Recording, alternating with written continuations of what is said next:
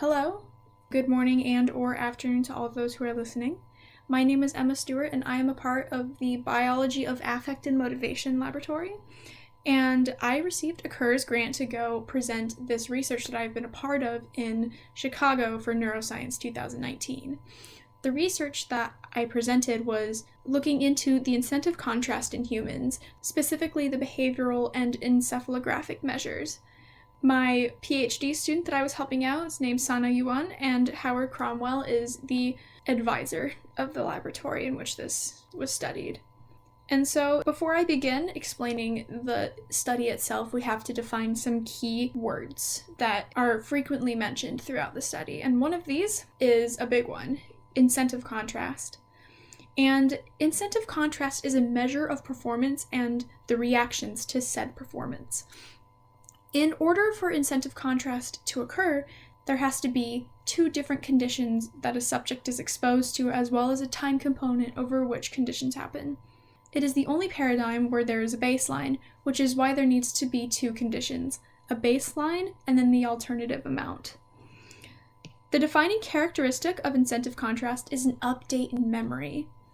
This update includes a change in the value of something to the subject based upon previous experience. In our case, this would be the multiple sessions. This causes for there to be a whole new meaning of the object and or value being used in the conditions to the subject after the second session. You then compare how subjects value the different amounts to look for incentive contrast, because there is a window where the middle session can be the best or worst situation that they've encountered. So trying to explain this without context or situation is confusing, and it's a lot, so allow me to paint you a picture. Imagine that you're a CEO of a company and you have a bunch of employees that need to be paid. However, you want them to be more efficient and you're trying to figure out how to motivate them the best. And so you decide you're going to split them into two groups, Group A and Group B. And throughout 3 pay periods, you're going to pay them either a higher amount or a lower amount. However, for these groups, their baseline will be either the higher or the lower amount. These are the same two values that will be used throughout the 3 pay periods. So Group A has the lower amount as their baseline, and for the first session, you pay them this baseline amount. They're happy, they're not contesting, and for the second pay period, they get paid the alternative higher amount. And so you might see a boost in morale, harder working employees, and perhaps even an increase in efficiency. However, on the other side for Group B, their baseline amount is the higher amount. And for the second session, you will decrease their paycheck to the lower amount, which, keep in mind, is the same amount as the baseline for Group A. And so you'd see the opposite effect for Group B when they go from their baseline high amount to the alternative low amount. And for the third pay period, it gets interesting because depending on what you pay the employees for the third pay period, it alters how much they value their salary based upon their experience with the 2 prior pay periods. So if Group A's salary remains the same, they will continue to value the amount that they are being paid because it's better than what they were being paid during the first period. However, if Group B goes back to being paid their high baseline amount, they will be more encouraged because that was their baseline amount. Now they value it more because they experienced the second session. What we're looking at in this study is the first and third session and how our participants value those same values differently in the different points in the study.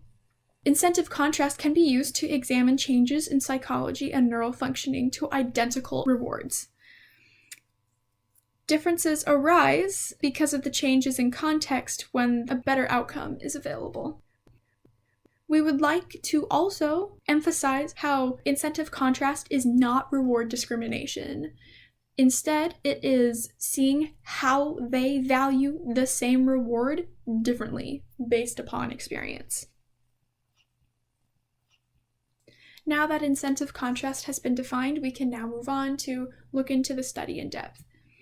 The main objective of the procedure was to measure the behavioral and neural reactions to a game that the head researcher, Sana Yuan, designed. You can see the game on the poster that is provided. It looks like a labyrinth. And you can also see that there are two different modes of difficulty. One is clearly easier and the other one's more difficult. 44 participants were randomly sorted into 4 groups. Each of these groups were comprised of different strategic combinations of the easier and the hard game, as seen in the figure on the poster right below the labyrinth. These strategic combinations were used to investigate incentive contrast. As you can see on the image underneath the labyrinth, you can see the 4 groups, and you can also see in what order they played these games. So there were 3 sessions, and they varied between the easy and hard game. We had a difficult control. The first session was an easy game, and the next 2 were hard. And then there was an easy control, which you can see in Group D, where they played a hard session first and then 2 easy sessions. Now, the 2 middle groups are really what we're looking at and comparing against the controls. Group B is the positive contrast, which is performing an easy game after a hard game. So at first they play an easy game, they play a hard game, and then they play another easy game. And then Group C is the opposite, where it is a negative contrast group, and they perform a hard game after an easy game. We predicted that this would most likely affect how they did, and also how they felt when they played these games, whether it be frustration or elation that they did better, etc. We also used EEG to measure the neural component of this. And so participants were motivated to participate in the study in the first place by either a $5 reward or SONA credit. They were further motivated by the fact that if they achieved the best score out of every participant, they would receive a $20 Amazon gift card. Participants were required to complete 3 2-minute sessions of each game with varying degrees of difficulty, as explained before. Before anything had started, they were given a motivation, emotion, and state anxiety index survey as a baseline to see how they felt before they played the game, as we screened them to see if any of them had played it before. They also received these same 3 surveys after each session of the game was played to see if their sentiments about the game had changed. For the sessions, participants got 2 minutes to get the ball as far as they could through the maze without sinking it into a hole. If they did sink it into a hole, they just had to start right back at the beginning. They had an unlimited number of retries. The procedure for EEG testing was slightly different. All participants were female. Between the sessions of game playing, participants received a minute of rest. We looked at primarily the FZ and CZ site, which is found along the midline or the longitudinal fissure of the brain. This is because we did not want to risk measuring asymmetrical results, because if one strays from the midline, one ventures into one brain hemisphere or another.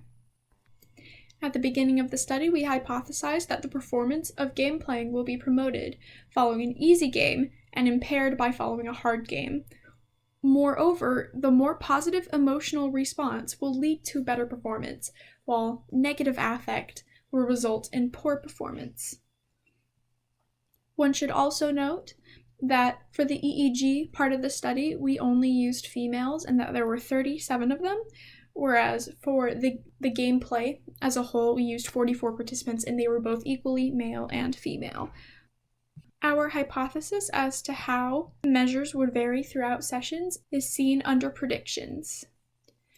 After we took all the data, overall, we only ever found significant negative contrast results and measures that were fairly close to significance for the other. Overall, we only ever found significant negative contrast results in measures, but the other measures looking into positive contrast were fairly close to significance, but not quite. Let's first start off with the instrumental performances up top. Figure 1 shows that contrast was achieved when participants played the easier games after they played the difficult version. Negative contrast was found when it was the other way around, where the easy games were before the difficult games.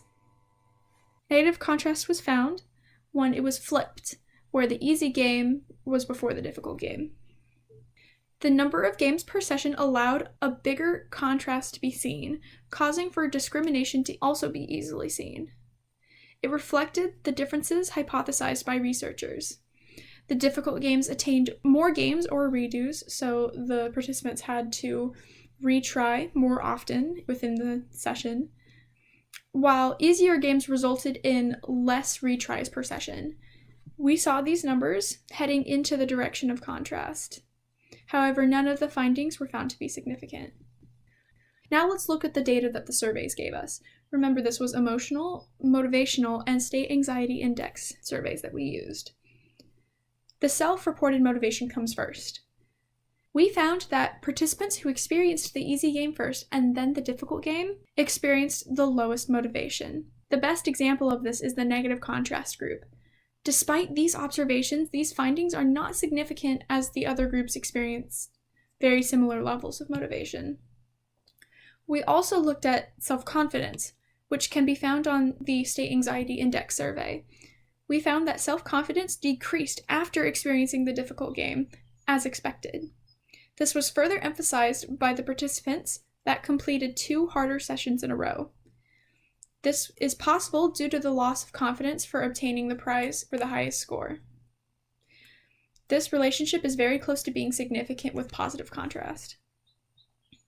Emotions are up next, where we focused on the findings for happiness, frustration, and nervousness. For happiness, we find trends similar to those that we found for self-confidence and the average score that the participants obtained while playing the game, which is no surprise as the 3 measures are very intimately related. When participants played the easier games, their happiness was high, but when they were hit with the harder games, their happiness plummeted as their games per session spiked and their scores decreased. There are certainly trends found in these patterns, but sadly they are not significant. Figure 6 displays the relationship between sessions and frustration, which is quite the opposite of happiness. The more difficult sessions, the more frustrated the participants became, as predicted. Once again, good trends were found, but no significant results. Finally, there's nervousness, which is shown in Figure 7. It mimics the pattern of Figure 6. The harder the game, the more nervous the participant becomes, which is understandable because the $20 Amazon gift card is at stake.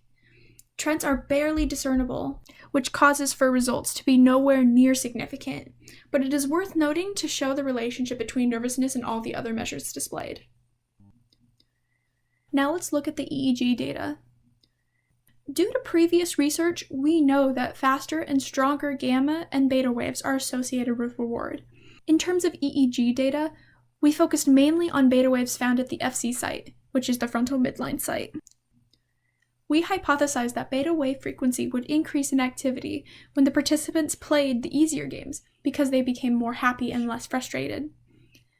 For beta graphs, results showed significant positive contrast, specifically for an easy game after the hard one. This may be because of the reward that they obtain when they do well, and the fact that they value the baseline amount more when they feel more successful. The beta signature increased in power and showed more precise sine waves, which is ideal when analyzing beta waves on EEG. One can compare the beta graphs to the score graphs as they look very similar and correlate with one another. Theta waves are often seen and are associated with frustration and punishment. They are also ideally the opposite of beta waves. In animal models, slower waves occur when they're punished. Theta waves are associated with excitability and arousal too. We hypothesized that theta waves would be stronger with negative contrast. Because we did not find very much negative contrast in the first place, the theta wave graphs do not support the rest of our findings, making it not look as promising as the significant beta graphs. This then affects the theta-beta ratio, making it too not significant. This may be due to the fact that participants may have been excited throughout the session. One thing that we did not do was screen for vision or motor ability, but we did screen for neurological deficits, in addition to circulatory deficits, etc. We also did not ask for prior video game experience. We only asked if they had specifically played the Labyrinth game before. In conclusion, contrast was obtained for instrumental action and measured as the best score from a session, and contrast was also obtained for self-report motivation, in addition to the EEG measure of only the beta oscillation at the FC and CZ site. Discrimination was obtained for both instrumental action measures, happiness self-report, frustration self-report, and the beta-theta ratio oscillations. Contrast and discrimination are separable processes during the motivation and emotion analysis. Thank you all for listening to my little presentation. I hope you enjoyed it. I hope everything makes sense, and if it doesn't, please feel free to ask questions. My email is steware as an elephant @bgsu.edu. Have a wonderful day.